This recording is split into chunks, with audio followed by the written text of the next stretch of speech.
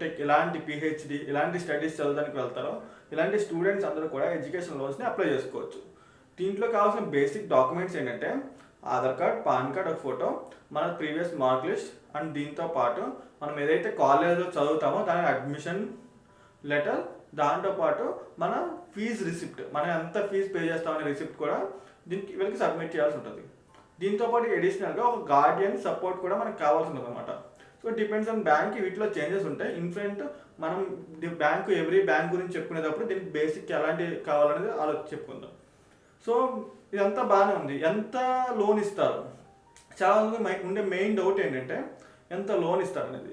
So loan అనేది మనం ఏదైతే మనం చదువుకునే కోసం ఫీజు పే చేస్తామో టోటల్ ఫీజులో 90% అనేది లోన్ కింద ప్రొవైడ్ చేయడం జరుగుతుంది. సో ఇదంతా బాగానే ఉంది. మనం లోన్ ఫీజు ఇస్తారు, లోన్ ఇస్తారు, కట్టేస్తాం. కానీ మనం ఎవ్రీ మంత్ తిరిగి ఈఎంఐ కట్టాలి కదా. సో అప్పుడు మనకి మనీ ఎలా వస్తాయి? సో దీనికి బ్యాంక్స్ ఏం చేస్తాయంటే మనకి కొంత టైం ఇస్తాయి. ఎట్లా అంటే మనం ఏదైతే చదువు కంప్లీట్ అవడానికి ఎంత టైం ఉంటుందో అంత టైంతో పాటు ఎడిషనల్గా 1 or 2 years, కొన్ని banks maximum 3 years, depends on banks, ఇది చేంజెస్ ఉంటాయి.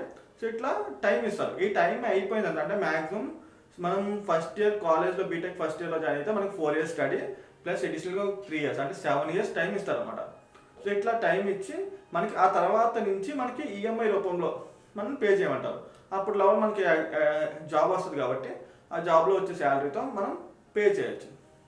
ఓకే, మన ఇన్ ఫ్యూచర్ ఏంటంటే డిఫరెంట్ బ్యాంక్స్ వాటిలో ఉండే rules and regulations education loan ఎట్లా ప్రొవైడ్ చేస్తే ఎట్లా అప్లై చేసుకోవాలనే దాని గురించి డిస్కస్ చేద్దాం. సో ఈ వీడియోలో ఇంతే. సో నెక్స్ట్ వీడియో నుంచి ఏంటంటే మనం క్లియర్గా ఇన్డెప్త్గా బ్యాంక్స్కి ఎడ్యుకేషన్ లోన్స్ ఎట్లా అప్లై చేయాలి, స్టూడెంట్స్ ఎలా అప్రోచ్ అవ్వాలనే దాని గురించి డిస్కస్ చేద్దాం. మన ఆఫీస్ నుంచి కూడా ఎడ్యుకేషన్ లోన్స్ అనేవి అప్లై చేస్తాం. ఎవరైనా ఇంట్రెస్టెడ్ ఉంటే సో మమ్మల్ని ఇన్స్టాగ్రామ్ ద్వారా కానీ లేకపోతే మనం కింద డిస్ప్లే మీద నెంబర్ ఇస్తాను, ఆ నెంబర్ ద్వారా కానీ మనం కాంటాక్ట్ అయ్యి ఎడ్యుకేషన్ లోన్స్ అనేవి అప్లై చేసుకోవచ్చు.